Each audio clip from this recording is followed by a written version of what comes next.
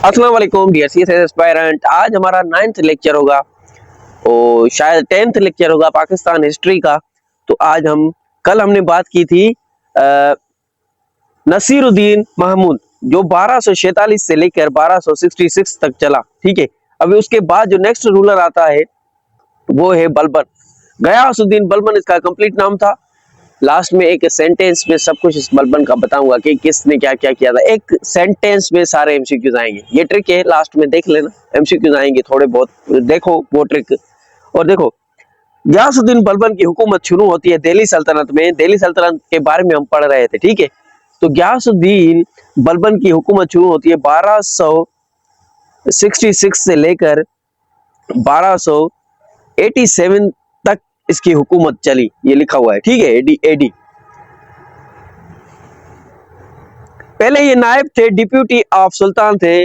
नसीरुद्दीन महमूद के ये डिप्यूटी थे, नायब थे उसके, ठीक है, उसकी दरबार में। नसीरुद्दीन महमूद के टाइम पर ये डिप्यूटी थे, ठीक है। तो उसके बाद नसीरुद्दीन महमूद की डेथ के बाद 1266 को नसीरुद्दीन की डेथ होती है। उसके बाद बलबन सुल्तान बनता है, दिल्ली सल्तनत का है, ठीक है। इसको स्ट्रांग और पावरफुल सुल्तान माना जाता है हिस्ट्री में। और सीएसएस एमपीटी स्क्रीन टेस्ट में सबसे ज्यादा एमसीक्यू रजिया सुल्ताना से आता है, क्योंकि उन्होंने बहुत काम किए थे। बलबन से आते हैं। दिल्ली सल्तनत का सेंट्रलाइज किया। सेंट्रलाइज का मतलब है उसकी अपनी सल्तनत को बढ़ाया, फैलाया, बहुत बड़ा कर दिया, सेंट्रलाइज किया, ठीक है। उसके बाद आता है, इसने अपना नाम टाइटल लगवाया था जिले इलाई, शेडो ऑफ गॉड। इसने ये अपने आप को कहलाता था कि मैं जिले इलाई हूँ, शेडो ऑफ गॉड इसको कहा गया, ठीक है, इसका टाइटल है। कोर्ट में इसने मतलब कि दरबार में जो अंदर दाखिल होता वो बादशाह को, बलबन को सजदा करता। और पेबोस का मतलब है फीट किस, और ये सिस्टम इसने इंट्रोड्यूस करवाया था बलबन ने। ये देखो, सजदा मना मतलब के प्रोस्ट्रेशन, मतलब कि सजदा करना। पेबोस किसिंग फीट, मतलब के पांव पर किस देता। जो भी दरबार के अंदर, ये दरबार है, जो भी दरबार के अंदर आता वो बादशाह बैठा होता, उसके पैर सजदा करके उसके पैर पर किस करता। ये इसने सिस्टम इंट्रोड्यूस करवाया था। उसके बाद आता है, बलबन का मेन फोकस था लॉ, ऑर्डर, नोबिलिटी कंट्रोल, मंगोलों को रोकना और किंगशिप को स्ट्रेंथ करना। अभी आप कल वाला आपने लेक्चर देखा होगा, तो उसमें मैंने बताया था ये नोबिलिटी कंट्रोल। नोबिल कौन थे?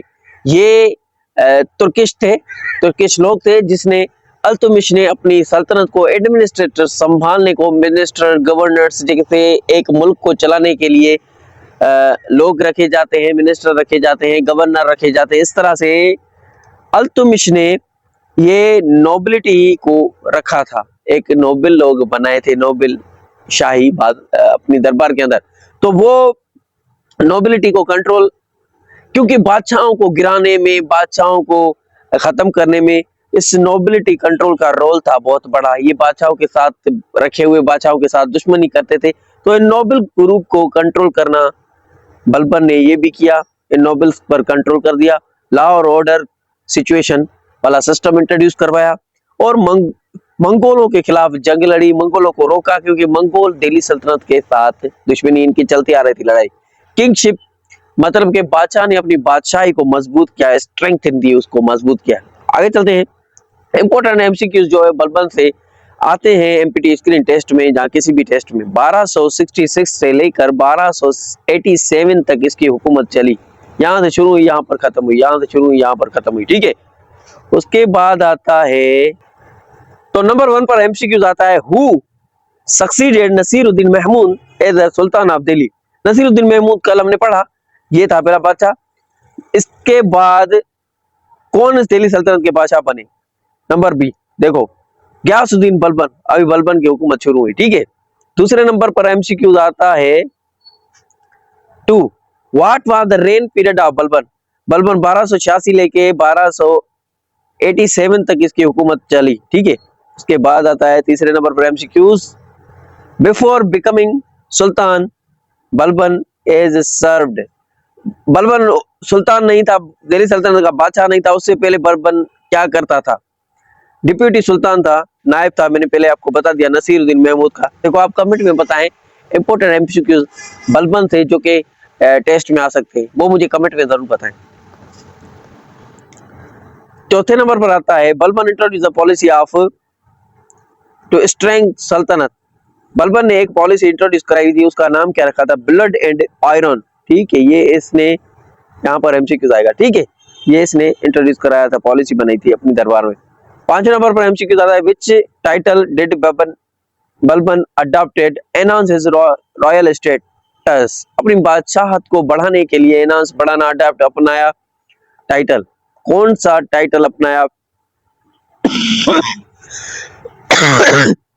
इसे टाइटल अपनाया ए जिले इलाई शेडो ऑफ गॉड, इसने अपना टाइटल बनवाया था, मतलब अपना नाम इसको कहा जाता था, शेडो ऑफ गॉड जिले इलाई।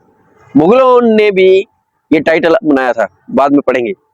6 नंबर पर एमसीक्यू आता है which two practices were introduced by Balban in his court?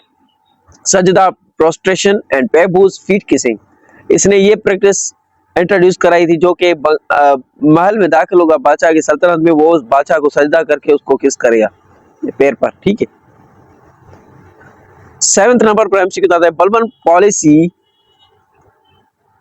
Mainly focused on strong centralised authority and suppress the noble. ये जो तुर्किश ये चलगान जिसको कहा गया, चलगान 40 लोग थे, ठीक है, ये तुर्किश, इनको कंट्रोल करना, इनको दबाना और अपनी सल्तनत को बढ़ाना, ये बलबन का काम था। ठीक है, इसने ये काम किया था।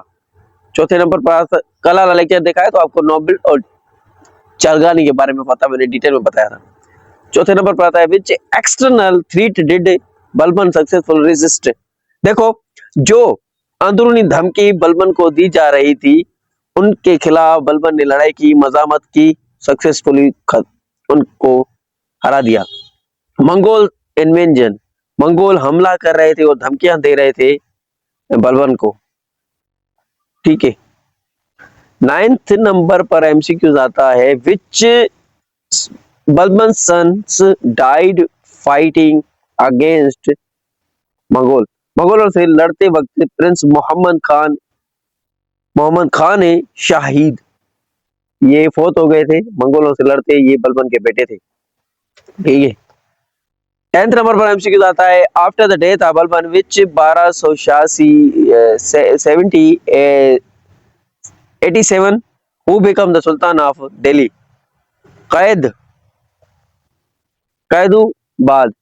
कैदुबाद ये एक रूलर था, इससे एमसीक्यू नहीं आते, लेकिन मैंने आपको बताया था एक चेन बनाते जाएंगे, तारीख और डेट से मिलाते जाएंगे तो एक चेन बनेगी, हिस्ट्री याद करने में आसानी होगी। इसके लिए मैं छोटे से छोटे रूलर को जो कि टेस्ट में नहीं आता उनकी भी डिस्कस कर लेता हूँ, उनकी भी डेट्स कनेक्ट कर देता हूँ, जिससे कि आपको याद करने में आसानी हो। इसके बाद कौन सा आया, इसके बाद कौन सा आया।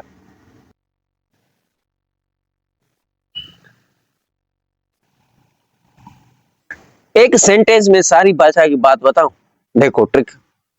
बलबन, ब्लड एंड आयरन, ये पॉलिसी बनाई थी। जिले इलाई इसका टाइटल था। सजदा, पेबोस, ये इंट्रोड्यूस करवाया था, जो दरबार में जाता सजदा करता, और पेबोस का मतलब है फीट किसिंग।